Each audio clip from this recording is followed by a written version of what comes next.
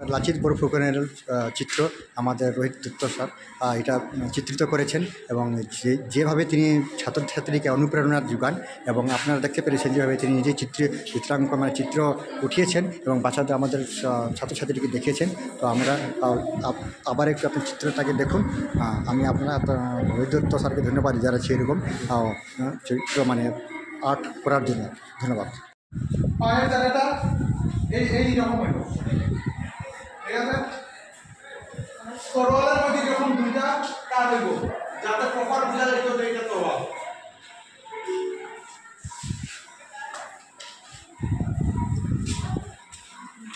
এখানে দুইটা টান হইব যাতে কাপড়ের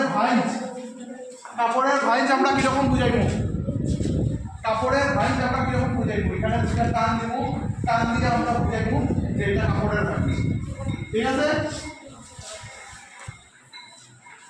আর সাইডে দিকে আমরা ডাইরেক্ট এখান থেকে আমরা পাওয়া না।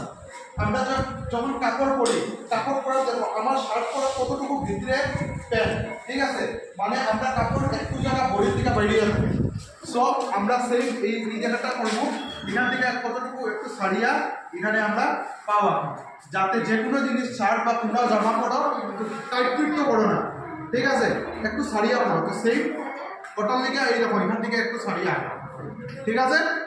আর এই জায়গাটা হইল গিয়া একটু সারিয়া পড়া।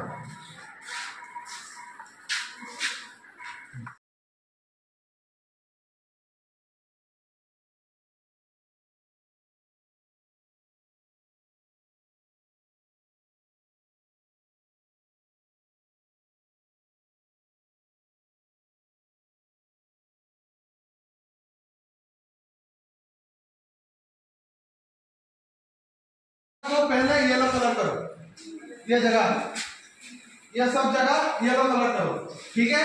येलो कलर करने के बाद ये जगह को ब्लैक कलर से बॉर्डर घिसना पड़ेगा, ठीक है। ये जगह को पहले ब्लैक कलर से बॉर्डर घिसना पड़ेगा, बॉर्डर बाद में घिसना, पहले इसके अंदर येलो कलर करो, समझ में आया।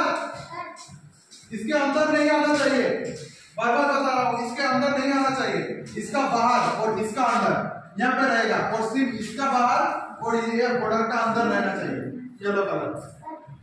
झटपट